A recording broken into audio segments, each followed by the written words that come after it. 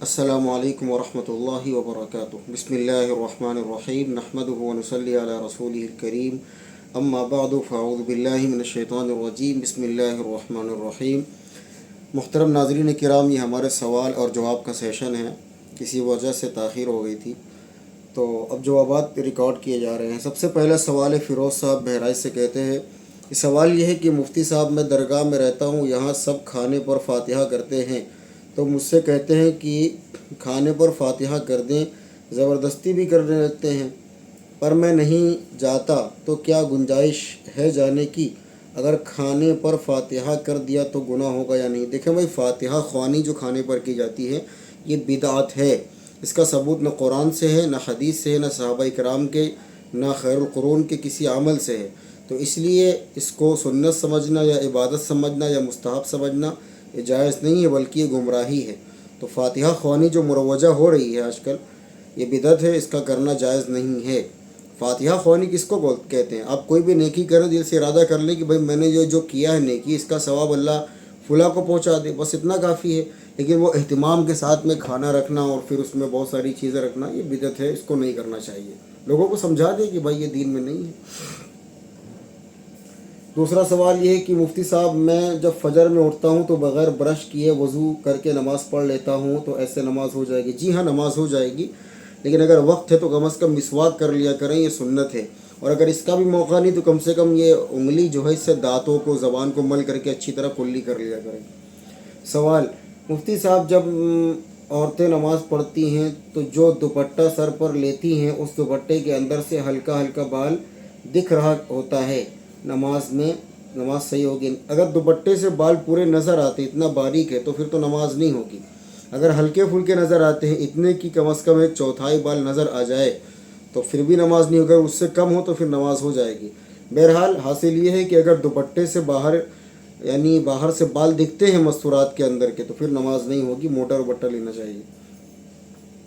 طالب قریشی بارہ بنکی سے کہتے ہیں حضرت ایسی لڑکیوں کے بارے میں کیا خیال ہے جو اسکول کالج کے بہانے منہ پر ماسک دوپٹہ باندھ کر یا گاڑی پر بیٹھ کر ہوٹلوں کے روم میں جا کر عیاشی زنا کرتی ہیں اور محلے اور رشتہ داروں میں اتنی شریف اور دودھ کی دھلی بنتی ہیں کہ ان کی جتنا کوئی شریف ہی نہیں ہے دنیا میں؟ بھائی یہ سب ہم سب کے ساتھ معاملات ہیں، ہم سب لوگوں کے سامنے نیک بنتے ہیں، لیکن اندر سے ہم کتنے گنہگار ہیں یہ اللہ ہی جانتا ہے یا ہم جانتے ہیں۔ تو ہر ایک کے ساتھ یہ معاملات ہیں، بہت سارے ہیں تو ٹوپی لگا کر کے وہ گناہ کرتے ہیں، داڑھی رکھ کر کے گناہ کرتے ہیں۔ اسی طرح مستورات کا بھی معاملہ ہے، وہ برقع پہن کر کے گناہ کرتی ہیں۔ بہرحال یہ ناجائز گناہ ہے۔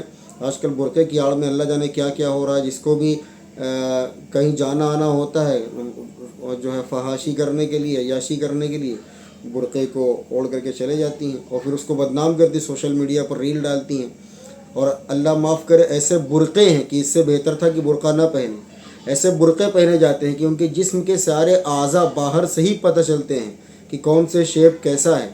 تو یہ ناجائز گناہ ہے اور اس سے پردے کا حق ادا نہیں ہوگا، بلکہ یہ ننگی کے مانند ہے۔ جو برقع اتنا چست ہو کہ جس سے باڈی پارٹس جو ہے وہ باہر سے ان کا شیپ نظر آتا ہو، تو ایسا برقع پہننے والیوں پر لعنت ہے۔ تو برقع جسم چھپانے کے لیے، جسم دکھانے کے لیے نہیں ہے، لیکن آج کل جو برقعے چل رہے ہیں وہ جسم چھپانے کے لیے نہیں بلکہ جسم دکھانے کے لیے یوز ہو رہے ہیں۔ تو ایسے برقعوں کا پہننا، گھر کے مرد بھی دیوس ہیں جو اس طرح عورتوں کو چھوڑ دیتے ہیں لاوارث، جہاں چاہے جائے، جہاں چاہے گھومے، اور اس طرح کے برقعے، کیا ان مردوں کو آنکھ نہیں ہے کہ وہ دیکھیں کہ یہ جو برقع ہماری بہن، بیٹی یا بیوی پہن رہی ہے، اس میں سے اس کے اعضاء باہر سے صاف نظر آ رہے ہیں؟ کیا اس مرد کے اندر اتنی غیرت نہیں ہوتی ہے؟ منع کرے اس کو کہ یہ کیا پہن رکھا ہے۔ پہلے زمانے میں برقعے ہوتے تھے کہ اوپر سے نیچے تک کسی کو کچھ معلوم ہی نہیں ہوتا تھا کہ مطلب اندر کیا چل رہا ہے، کیا معاملہ ہے، کوئی پارٹس ان کا نظر نہیں آتا تھا۔ آج تو ایسے برقعے آ رہے ہیں کہ سر الگ نظر آ رہا ہے، کمر الگ نظر آ رہی ہے، پستان الگ نظر آ رہے ہیں اور دوسرے اعضاء الگ نظر آ رہے ہیں۔ تو یہ برقع نہیں ہے بلکہ یہ نیوڈٹی کے حکم میں آتا ہے، تو اس کو پہننا بھی ناجائز ہے۔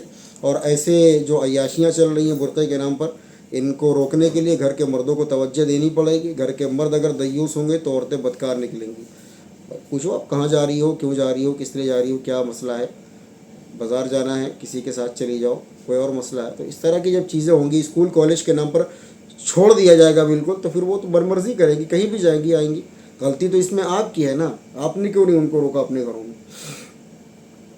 انس مرزا بہرائچ سے کہتے ہیں کیا فرض نماز میں اگر جماعت سجدے میں چلی جائے تو سجدے سے ہی اللہ اکبر کہہ کر چلے جائیں، یا اتحیات میں بیٹھنے کا یا کھڑے ہونے کا ویٹ کریں، یا سجدے سے ہی شامل ہو جائیں۔ اگر امام صاحب سجدے میں ہیں تو آپ سجدے میں شامل ہو سکتے ہیں، لیکن وہ رکعت آپ کی نہیں جوڑی جائے گی۔ اگر امام صاحب کے ساتھ آپ کا رکوع مل گیا، من ادرک الرکوع فقط ادرک الرکع، اگر رکوع امام صاحب کے ساتھ ملتا ہے تو وہ رکعت جوڑ لی جائے گی۔ لیکن اگر سجدے میں آپ امام صاحب کے ساتھ شامل ہوتے ہیں یا رکوع کے بعد کے کسی حصے میں، یعنی قومہ میں یا جلسہ میں یا سجدے میں، تو پھر وہ رکعت نہیں مانی جائے گی، لیکن آپ کو جڑ جانا چاہیے پہلے سے ہی، ثواب زیادہ ملے گا۔ مفتی صاحب، مشرک کافروں کانوڑیوں کو شربت بانٹنا کیسا ہے؟ جو یہ کام کر رہے ہیں وہ ان پہ کیا حکم لگے گا؟ اس کے بارے میں تفصیل سے بیان کر چکا ہوں، وہ جا کر کے آپ سن لیجئے۔ بھائی دیکھیں، اصل ہے نیت کس چیز کی؟ آپ ان کے ڈر یا دباؤ کی وجہ سے کر رہے ہو، یا بلا وجہ کا بھائی چارہ دکھانے کے لیے کر رہے ہو، یا اخلاص کے لیے؟ دیکھو، ایک ہے راہگیر مسافر، اس کو پانی پلانے کو ناجائز کہنے کی دلیل ہمارے پاس نہیں ہے، اگر وہ اللہ کے لیے ایسا کر رہا ہے تو۔ لیکن آج کل جو کیا جا رہا ہے وہ ان کے شر سے بچنے کے لیے کیا جا رہا ہے، اور ان کو یا تو ڈر ہے یا تو جھوٹا ایک دعویٰ ہے کہ ہندو مسلم بھائی چارے کا۔ تو اب ہم ساری دعوے ہم ہی پیش کریں گے کیا؟ سارے ثبوت ہم ہی دیں گے کیا؟ آپ کے اوپر کیا لازم ہے؟ آپ بھی عیدگاہوں کے باہر اگر کھڑے ہو جائیے، آپ بھی اسی طریقے کے معاملات کیجیے، تو یہ نہیں ہوتا۔ تو اس میں ان کی نیت دیکھی جائے گی کہ آپ کس نیت سے کر رہے ہو۔ باقی یہ بات سمجھ میں نہیں آتی، چونکہ ایک آدمی بت پرستی کے لیے جا رہا ہے، کوئی بہت بڑا تیر مارنے کے لیے نہیں جا رہا ہے، آپ اس کی خدمت کر رہے ہیں، تو آپ کو چاہیے کہ آپ ربیع الاول کے جلوس میں بھی شربت بانٹیں، جو شیعوں کا جلوس ہوتا ہے 10ویں کا محرم کا، اس میں بھی بانٹیں۔ وہ تو ناجائز ہے، تو کاوڑ یاترا کون سا جائز ہے؟ وہ بدعت ہے، تو کاوڑ یاترا کون سا فرض عین ہے جو اس میں کیلے شربت بانٹے جا رہے ہیں؟ تو یہ بات عقل میں گھستی نہیں ہے، تو اس لیے ان چیزوں کو چھوڑ دینا چاہیے۔ اسلام نے جو بیان کیا ہے غیر مسلموں کے حقوق، اس پر آپ عمل کریں، پڑوسیوں کے حقوق ادا کریں، کسی کے ساتھ معاملات اچھے رکھیں۔ لیکن یہ کیا بات ہے کہ ایک بت پرستی کے لیے جائیں، پھر وہاں جا کر کے آپ ان کی خدمت کرو؟ ایسے بدترین میں نے دیکھے ہیں، ان کے زخموں کو صاف کر رہے ہیں، وہ بھی ٹوپی لگا کر کے۔ زندگی میں کبھی ٹوپی نہیں لگائی، لیکن کیلا بانٹنے کے لیے سر میں ٹوپی سب سے پہلے لگتی ہے۔ زندگی میں کبھی ٹوپی نہیں لگائی، لیکن ان کے یعنی پوجا ارچنا میں جانے کے لیے سب سے پہلے ٹوپی لگتی ہے۔ زندگی میں ٹوپی نہیں لگائی، لیکن ان کے یہاں کے پروگراموں میں شامل ہونے کے لیے سب سے پہلے آتی ہے۔ اور ایسی عورتیں بھی بدکارہ ہیں، کیسی ہیں کہ وہ برقع پہن لیتی ہیں، مندر جانا ہوتا ہے تو کوئی مودی جی کے ساتھ میں کوئی یعنی ان کی حمایت میں کوئی پروگرام کرنا ہوتا ہے تو برقع، زندگی میں برقع نہیں پہنیں گے، لیکن ان معاملات میں ان کو برقع یاد آتا ہے۔ تو یہ دھوکہ ہے، مکاری ہے، اللہ کے یہاں یہ سب نہیں چل پائے گا۔ سوال، اگر کسی بندے کو پیشاب اور لیٹرین کے لیے کم پانی ملا، جس کے بعد اس کو کراہت محسوس ہو کہ پوری طرح سے پاک نہیں ہوا، پھر کام کی مشکل کی وجہ سے بھول میں اس نے نماز پڑھ لی، تو کیا اس کی نماز ہو گئی؟ دیکھیں، یہ نہیں ہے مسئلہ کہ آپ کو لگ رہا ہے کہ پاک نہیں ہوا، حقیقت میں پاک ہوا یا نہیں ہوا۔ دیکھیں، ناپاکی کا زائل ہونا یہ اصل ہے۔ اگر اتنا پانی تھا کہ ناپاکی زائل ہو گئی، یعنی ختم ہو گئی، جی گندگی غلاظت لگی تھی وہ ہٹ گئی، تو پھر نماز ہو جائے گی۔ اگر اتنا پانی نہیں تھا کہ گندگی لگی ہے، گندگی ہٹ جائے، تو پھر نماز نہیں ہوگی۔ اصل ہے پاکی کا مسئلہ۔ دیکھو، ایک انسان ہوتا ہے شکی، اس کو کبھی یقین نہیں ہوتا کہ میں پاک ہو گیا ہوں، ذرا سا کچھ مسئلہ ہوتا وہ کہتا ہے یار ناپاک ہو گئے، اس کا کوئی علاج نہیں ہے۔ لیکن ایک حقیقت میں ایسا ہے کہ واقعی میں اتنا پانی کم تھا جس سے پاکی حاصل نہیں ہو سکی، پھر نماز نہیں ہوگی۔ شعیب صاحب یو پی سے کہتے ہیں، اہل سنت والجماعت کو فالو کرنے والے بھائی لوگ تکبیر پڑھی جانے والی پر بیٹھے رہتے ہیں، جیسے ہی اشہد ان محمد رسول اللہ پڑھا جاتا ہے ویسے ہی وہ انگوٹھے چوم کر آنکھوں پر لگاتے ہوئے کھڑے ہو جاتے ہیں۔ جب ان سے اس سوال کے بارے میں پوچھتے تو وہ غصہ ہو جاتے ہیں۔ کیوں غصہ ہو جاتے ہیں بھائی؟ اب ہم سے پوچھیے کہ آپ جو ہے اذان کیوں دیتے ہیں، ہم کہیں گے نبی صلی اللہ علیہ وسلم نے اذان دلوائی۔ آپ ہم سے پوچھیے کہ نماز میں تشہد کیوں پڑھتے ہیں، ہم بتائیں گے۔ اب ہم سے پوچھیے کہ جو ہے یہ سارے معاملات کیا، ہم بتائیں کہ اس میں ناراض کی کیا بات ہے۔ اس کا مطلب کہ جو ہے کچھ جھول ہے اس کے اندر۔ کسی نے بتایا کہ ضعیف حدیث ہے، ایسا کسی صحابی نے کیا تھا، رسول اللہ صلی اللہ علیہ وسلم کو پسند ہے کہ بالکل جھوٹی حدیث ہے، موضوع ہے، من گھڑت ہے، اس کی کوئی حقیقت نہیں کہ انگوٹھے ہاتھوں پر لگائے جائیں۔ نبی کی محبت کے لیے اب انگوٹھوں کا سہارا لیا جائے گا؟ کیا صدیق اکبر کو محبت نہیں تھی؟ کیا فاروق اعظم کو نہیں تھی؟ عثمان غنی کو نہیں تھی؟ علی حیدر کو نہیں تھی محبت؟ نبی سے محبت صرف آپ کرتے ہیں جو انگوٹھے چوم کر کے دکھا رہے ہیں۔ فاروق اعظم کو بھی تو محبت تھی، انگوٹھے نہیں چومے۔ صدیق اکبر کو تھی، عثمان غنی کو تھی، علی حیدر کو تھی، حسن و حسین کو تھی، بلال کو تھی، ابو عبیدہ کو تھی، بہت سارے صحابہ ہیں لیکن انگوٹھے نہیں چومے. آپ سمجھتے ہو جو انگوٹھے نہ چومے اس کو نبی سے محبت نہیں ہے, تو اس کا مطلب صدیق و فاروق کو بھی نبی سے محبت نہیں ہے. جھوٹی حدیثیں ہیں. باقی کھڑے ہونے پر بھی حدیث ضعیف ہے, لیکن اگر کوئی کھڑا ہوتا ہے تو اسے لعن طعن مت کریں. ٹھیک ہے, کھڑا ہو سکتا ہے, کوئی حرج کی بات نہیں ہے. شروع سے کھڑے ہونا زیادہ افضل ہے. صحابہ کرام کی عادت یہ تھی کہ نبی صلی اللہ علیہ وسلم جب تشریف لاتے پہلی صف میں لوگ کھڑے ہو جاتے. کوئی دقت نہیں ہے بھائی, ان چکروں میں نہ پڑا کریں. فجر کی نماز بہت سارے لوگ جماعت کھڑی ہو جانے کے بعد بھی سنت پڑھتے ہیں, پھر جماعت میں جڑتے ہیں. اس سے کبھی کبھی رکعت بھی چھوٹ جاتی ہے. کچھ لوگوں کو سمجھایا لیکن سمجھ میں نہیں آیا. دیکھیں, بیہقی, سنن بیہقی اور طحاوی, ان کتابوں میں حدیث آئی ہے کہ صحابہ کرام جب مسجد میں جاتے اور دیکھتے کہ فجر کی نماز ہو رہی ہے تو اگر انہیں یقین ہوتا کہ وہ امام کے ساتھ تشہد کو پا لیں گے تو پھر وہ نماز یعنی کسی کونے میں کسی آڑ کی جگہ میں پڑھ لیا کرتے تھے فجر کی سنت. چونکہ فجر کی سنت کی بڑی تاکید آئی ہے. اللہ کے رسول علیہ الصلوۃ والسلام نے اپنی زندگی میں کبھی نہیں چھوڑی فجر کی سنت. اور اس کے بارے میں حضرت عائشہ کی روایت ہے کہ اللہ کے رسول نے فرمایا کہ یہ دو سنتیں مجھے دنیا میں اور دنیا میں جتنی چیزیں ہیں ان سب سے زیادہ محبوب ہیں. تو اس لیے فجر کی سنتوں میں یہ تاکید کی گئی ہے. تو اس لیے صحابہ اکرام سے ثابت ہے کہ اگر اتحیات ملنے کی امید ہو امام صاحب کے ساتھ میں تو آپ پیچھے کسی کونے میں آپ سنتیں پڑھ سکتے ہیں. کوئی نہ پڑھے تو بھی ٹھیک ہے. باقی جو نماز کی جو جماعتیں ہیں ان کے بارے میں وہی حکم ہے کہ جب جماعت کھڑی ہو جائے تو کوئی نماز نہیں ہے. لیکن فجر میں یہ گنجائش ہے, تو کوئی گنجائش پر عمل کرنا چاہے تو بھی ٹھیک ہے. کوئی عام حکم جو ہے جماعت کا اس پر عمل کرنا چاہے تو بھی ٹھیک ہے, کوئی بات نہیں.